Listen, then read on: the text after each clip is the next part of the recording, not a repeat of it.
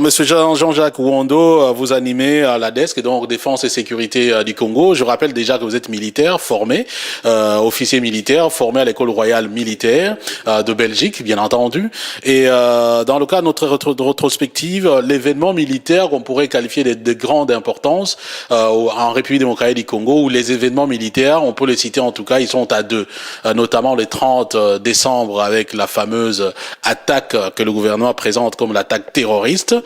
Et puis il y a l'assassinat du colonel Mamadou Ndala. Alors commençons d'abord par l'attaque du 30 décembre, une attaque qui a été quand même synchronisée. Finalement, quels sont les éléments, les pistes de réflexion que vous pouvez proposer en ce moment et surtout des pistes de compréhension peut-être par rapport à ce qui s'est passé à Kinshasa?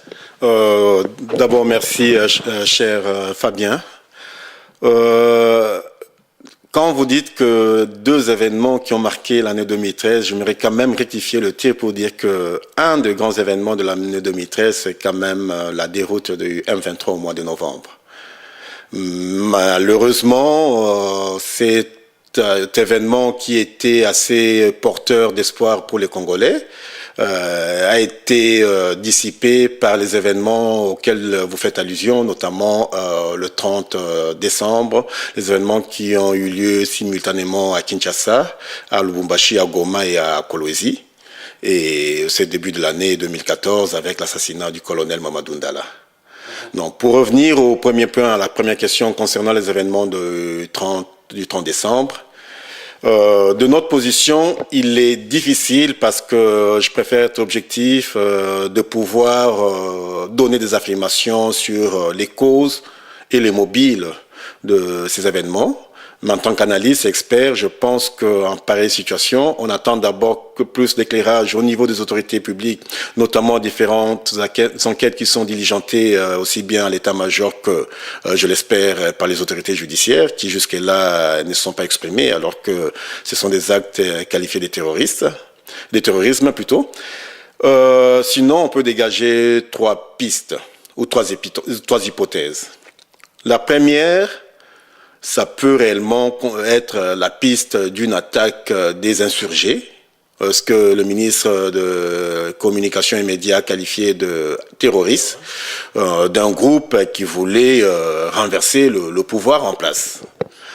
Ça, c'est la première hypothèse. Je vais prendre peut-être le temps de le développer si l'interview nous le permet. La deuxième piste, ça peut être une piste des mécontentements au sein des forces armées ou les services de sécurité à la suite de la récente mise en place qui s'est opérée notamment, particulièrement à la police, mais il y a eu aussi un début au niveau des services de renseignement dont l'ANER et la DEMIAP, et particulièrement avec la nomination de général Bisengimana qui est d'origine Tutsi. Et la troisième piste, ça peut, après analyse et échange avec d'autres experts militaires, quand on voit la manière dont les actions ont été menées simultanément et l'intervention qui n'a concerné que principalement une unité de l'armée et une unité qui y est intervenu alors que légalement, il n'était pas en droit d'intervenir vu les sites touchés. C'est quoi cette unité? La garde républicaine, donc la garde chargée de la protection du président et des sites présidentiels. Et tout porte à croire qu'on serait en face de ce qu'on appelle un exercice des manœuvres synchronisées, c'est-à-dire un coup monté pour voir comment ces unités réagiraient si jamais il y a une attaque pour renverser le pouvoir en place. Et c'est une piste qu'il ne faut pas non plus exclure.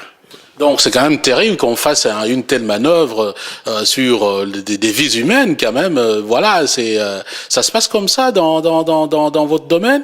Non, mais je pense que c'est mal connaître le principe fondateur d'une armée. Hein. L'armée, c'est un organe de l'État, du pouvoir politique. L'armée n'est pas au service d'un chef de l'État ou d'une personnalité bien précise. L'armée est là pour d'abord défendre l'intégrité nationale du territoire national, c'est-à-dire défendre le territoire contre une agression extérieure.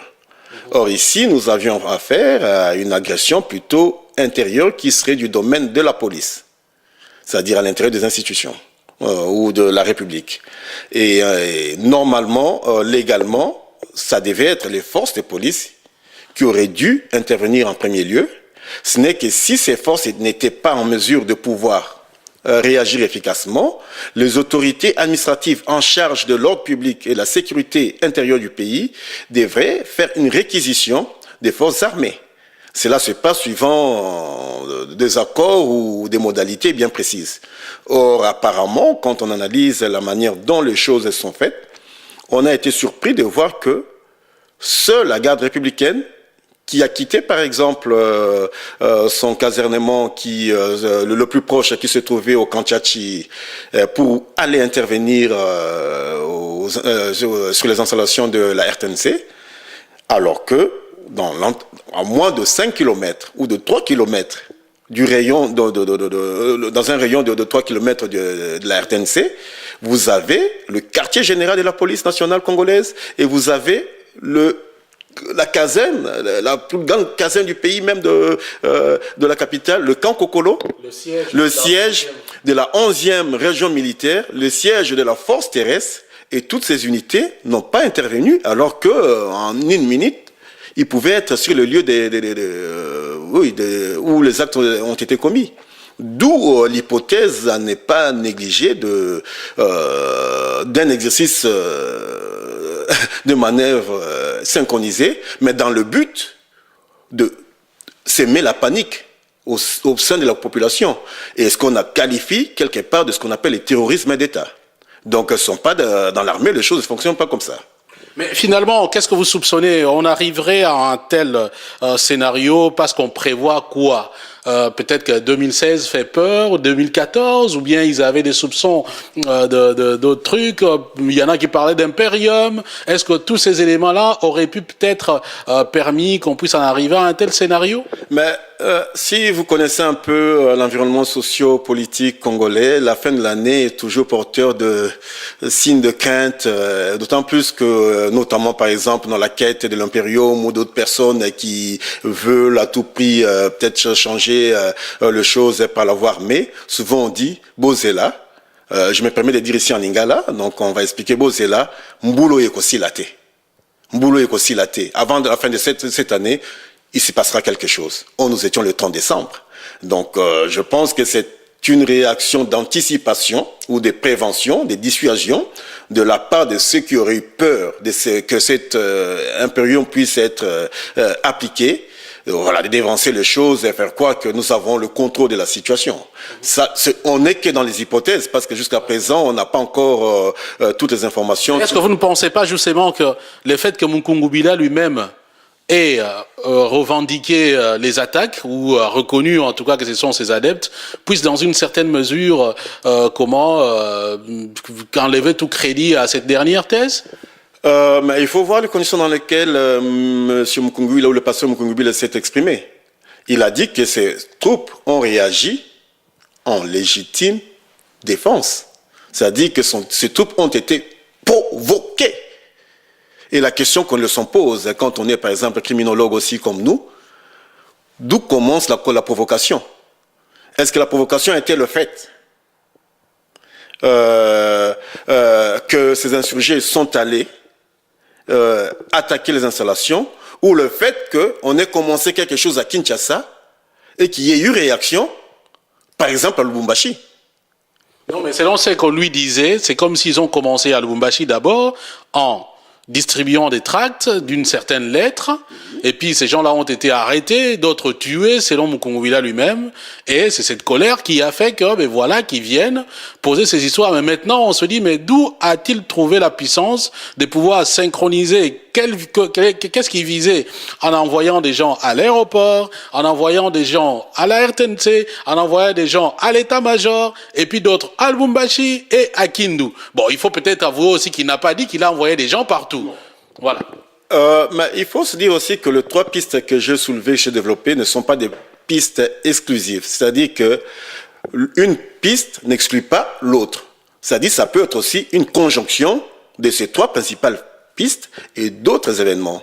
Une chose est certaine, si on privilégie par exemple la piste de Mukungubila et des adeptes de Mukungubila, Quand on voit les sites qui ont été touchés ou qui ont été ciblés, je pense pas que ce soit quelque chose qui a été réfléchi par des seuls civils. Donc cette piste peut renvoyer vers une collusion avec des acteurs militaires qui auraient pu faciliter la tâche. C'est d'où la complexité de cette affaire. Et aussi même... Et ceux qui citent les noms des Numbi, pensez-vous qu'ils soient crédibles? C'est une piste à ne pas exclure, d'autant plus que dans ma deuxième hypothèse, je parle de mécontentement suite aux dernières mises en place, ou à la dernière mise en place au sein de l'armée, où officiellement Numbi peut se dire qu'il ne sera plus jamais commandant ou commissaire général de la police nationale congolaise.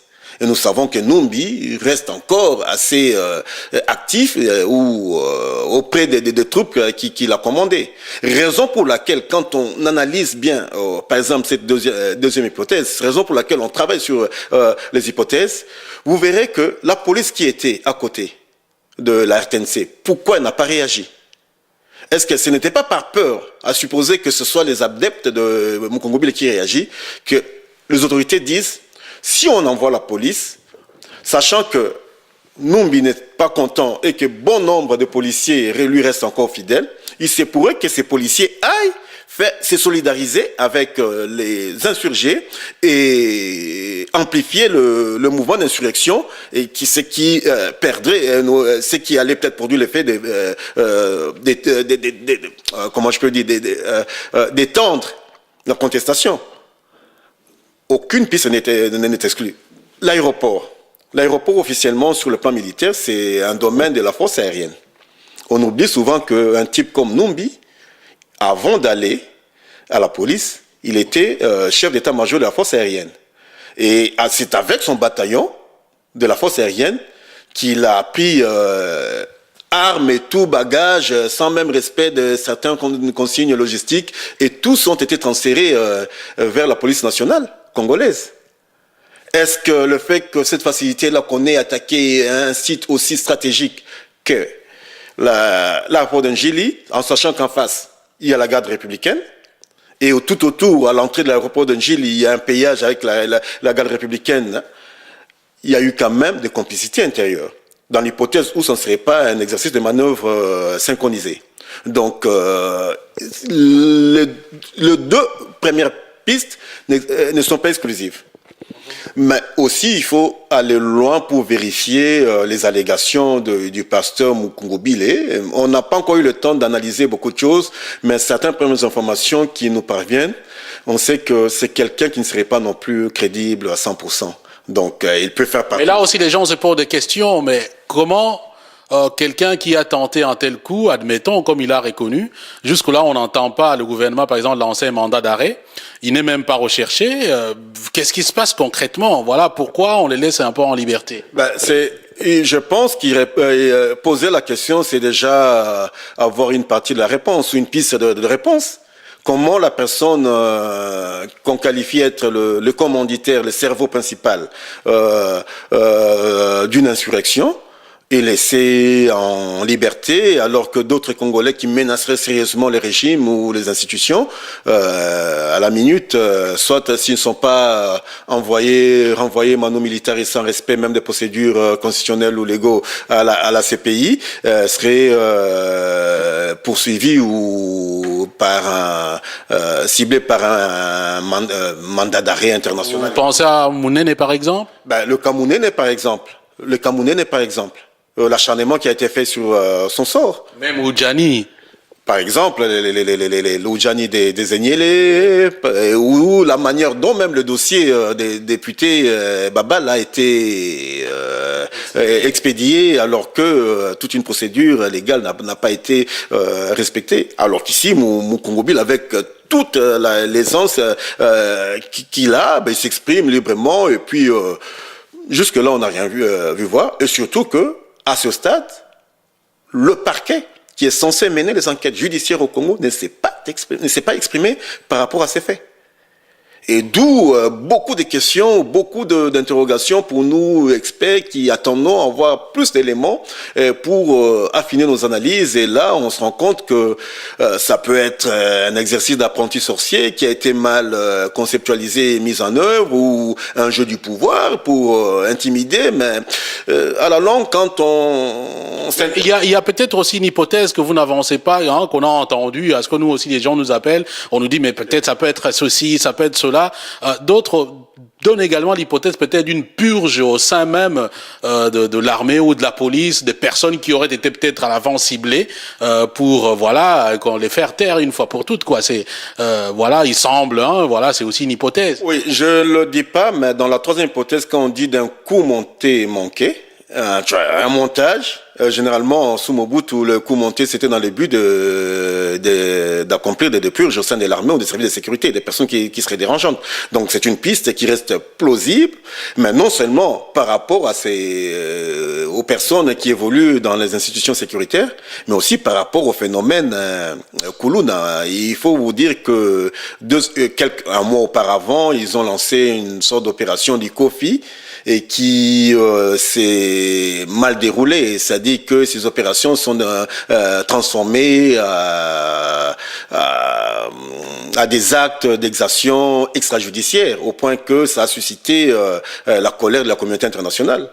Et une piste me dit qu'il est possible que ce soit des personnes, des jeunes qui aient été prises dans les centres de détention, qu'on a manipulés pour faire croire que, voilà, ils ont commis un crime pour réagir contre eux et justifier un peu le massacre qui a été commis auparavant sur ces jeunes. Donc on peut ouvrir la boîte de Pandore et trouver plusieurs hypothèses. Donc l'hypothèse de essayer de camoufler le massacre ou l'acharnement qui a été opéré par le passé auprès de ces jeunes Kuluna, et qui serait mal tourné, parce que quand vous voyez aussi les images à la télé où c'est comme si on soufflait aux gens, on voit que les militaires étaient à côté, ou des bandes militaires qui disaient voilà, dis ça, dis ceci, dis cela, et ce sont des faits et gestes ou des détails qui interpellent, qui posent question.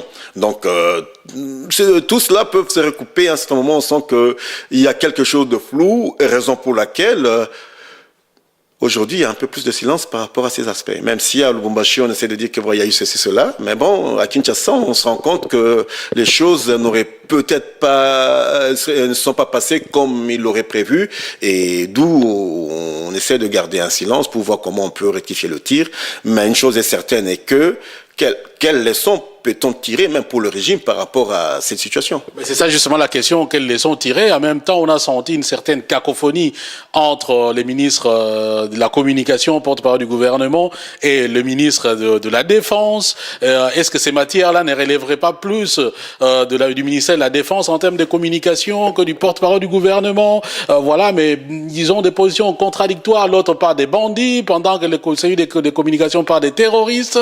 Bon, voilà, on dira peut-être quelque part aussi, on n'est pas habitué à ces genres de cacophonies dans le gouvernement congolais, mais est-ce que ça ne renseigne pas aussi, dans une certaine mesure, comme vous le dites, même de l'inefficacité un peu de cette action? L'inefficacité aussi, si on considère par rapport aux trois pistes, par exemple la piste des terroristes, supposons que ce soit une piste crédible, que ce soit l'hypothèse qui se confirme, ça dénote déjà une fragilité des institutions, c'est-à-dire sécuritaires, qu'ils ont failli à leur mission. Comment des institutions ou des installations aussi symboliques et stratégiques que sont l'aéroport national de Njili, je ne sais pas si les gens imaginent les pertes pour les compagnies d'aviation ou les conséquences en termes économiques par rapport aux assurances et consorts.